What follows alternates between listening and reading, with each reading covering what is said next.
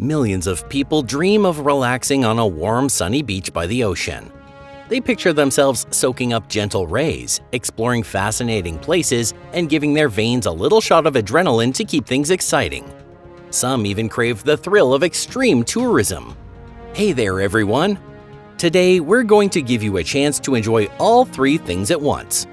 That's right, warm ocean waters, landscapes so unreal they look like another planet, and more extreme adventure than you thought possible.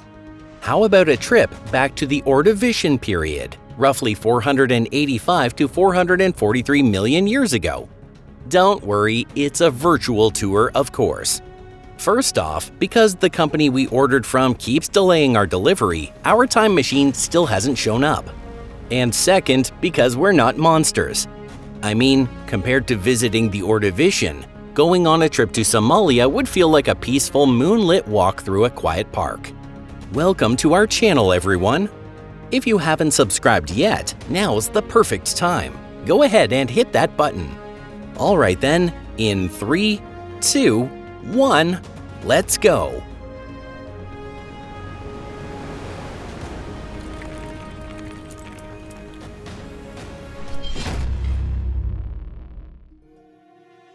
Go ahead and take a deep breath, if that's even possible. Welcome to the Ordovician. It looks like Mars after a flood, and the oceans are crawling with creatures like something out of a nightmare bag ripped wide open. And those creatures look like nothing you'd ever see in a Hollywood horror flick. But honestly, you probably won't have the luxury of admiring the view. What's wrong? Starting to feel a little sick? Trying to breathe but nothing's happening? Or more precisely, no matter how hard you suck in air, you still feel like you're suffocating. Yeah, that makes perfect sense. The air during the Ordovician was made mostly of nitrogen and carbon dioxide. Oxygen? Sure, there was a little. About half the level we have today. Basically, it'd feel like you're standing on a mountain 3 miles high, which means you'd pass out within a few minutes. At that kind of altitude, the oxygen level drops to around 11 or 12%. Your lungs would flutter like a butterfly trapped in a jar, and your heart would race. You'd feel your head getting heavy, your skin going numb. But even in places like that, people do manage to live. For instance, the city of La Rinconada in Peru sits at 16,700 feet and is home to around 50,000 people. So technically, surviving at this altitude is possible. But not for you, not yet. Your body's not used to it, so you'll get the full high-altitude experience. Pounding headaches, fatigue, nausea, the works. Don't worry though. You've been loading up on acetazolamide to help your body adjust, and you've taken enough ibuprofen to kill the headache, so you're feeling much better now. Sure, you're running to the bathroom constantly, but that's just a side effect of the meds. Still, that doesn't mean your problems are over. In fact, this is just the beginning. The deadly star above. So, how's that Ordovician sun treating you? A little too intense, maybe? Wait, you'd actually call it mild? You might be right, except there's one problem. During the Ordovician, there was no ozone layer, which means that even gentle-looking sun is blasting you with a storm of ultraviolet photons, sandblasting your body from above. In other words, if the air here is trying to suffocate you, the sun is here to roast you alive. You probably haven't noticed yet, but something irreversible is already happening to your skin. Your DNA is starting to fall apart. The enzymes that are supposed to fix the damage, they're in full-blown panic mode. Your epidermis is boiling from the inside. Your cells are being sentenced to mass execution, and they're dying off one by one. First, your skin turns red. Then comes second-degree burns, and soon after that, tissue necrosis. Today's sun gives you a bronze tan, but here it's like standing in front of a giant industrial laser. Your nerves are so fried you won't even feel the burn. And if you were smart enough to bring a Panama hat, sunscreen, or sunglasses, wearing them now just makes you look like a fool inside a cremation chamber. SPF 100, fancy shades, sunscreen. None of that's going to save you from UVA and UVB.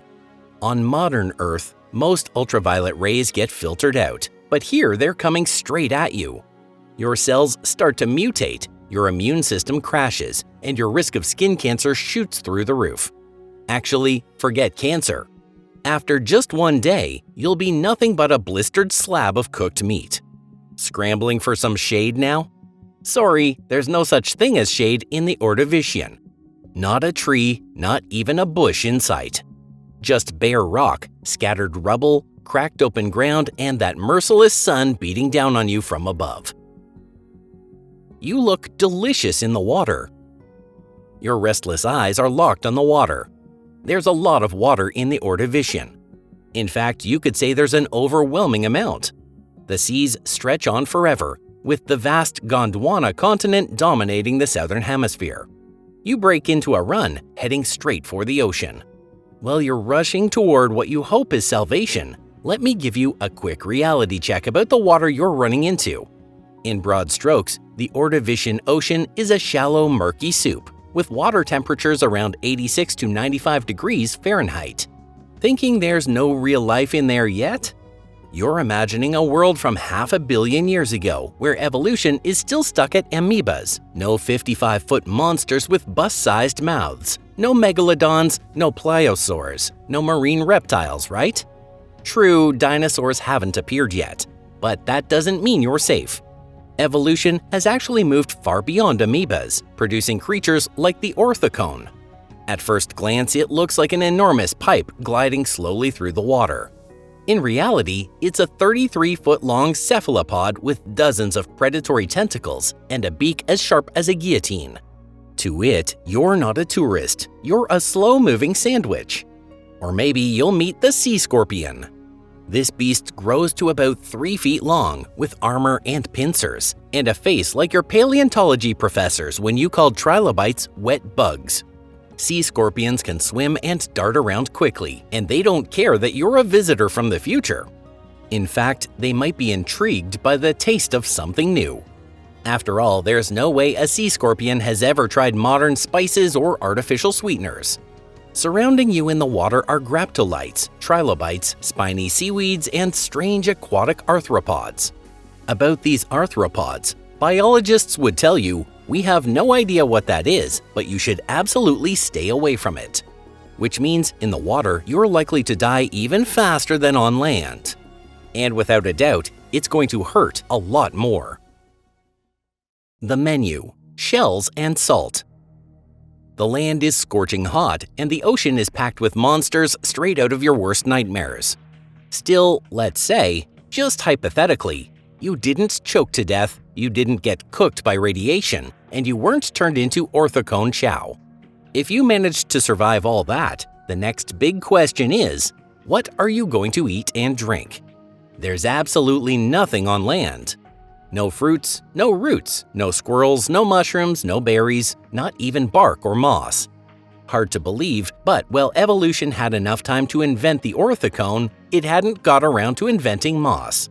That's because soil doesn't exist yet, only rock and sand. Sure, you could try eating a trilobite, but it might be poisonous, riddled with parasites, or just flat out inedible. There's no such thing as an Ordovician cookbook. What we can say for certain is that raw, UV-baked shellfish isn't exactly ideal for Homo sapiens. And catching these things isn't going to be easy. You've got no spear, no net, no survival skills, nothing. But again, let's pretend you somehow managed to grab one, crack open its chitin armor with a rock, scrape out whatever's inside, eat it, and don't die. Even then, you still need to drink something. If you're thinking of gathering a few drops of morning dew, forget it. With no plants or soil, the ground here holds moisture about as well as the inside of an oven. On bare rock and burning sand, not even at night does anything condense, except maybe your own tears as you sob over your fate. Your only option is the ocean. That warm, murky, salty sea. Drink seawater and you'll die from dehydration and kidney failure. You're alone, starving and drying out fast. And there's no one around to complain to. Not that you'd be able to complain anyway, because your lips are cracked from dehydration and your tongue is stuck to the roof of your mouth.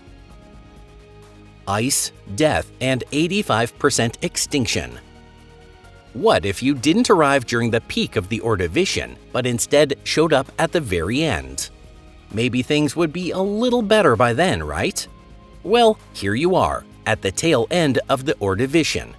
Congratulations, but don't let your guard down, because every living thing on Earth is about to go extinct. A massive ice age is kicking off. By this time, the Gondwana continent has drifted toward the South Pole and is buried under glaciers several miles thick. Temperatures plunge by dozens of degrees, and the air dries out completely. Sea levels drop by more than 330 feet in a sudden crash, exposing the ocean floor. The entire marine ecosystem collapses.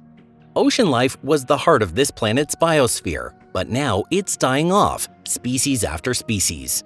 This is the first mass extinction in Earth's history, wiping out 85% of all species. Even creatures that had been here for millions of years before you arrived are gone. And you're just a fragile, thin-skinned being clinging to a foolish hope. The sea is freezing, the wind cuts into your face like knives, and the oxygen is even thinner now. Snow piles up on the empty shells of dead trilobites as you stand there alone. The last tourist. Time's up. Game over. Final chapter of evolution. Be grateful to be alive. Well then, congratulations on making it through our virtual tour of Ordovician Hell. You swam in warm oceans, saw some strange creatures, and had a truly extreme experience, right?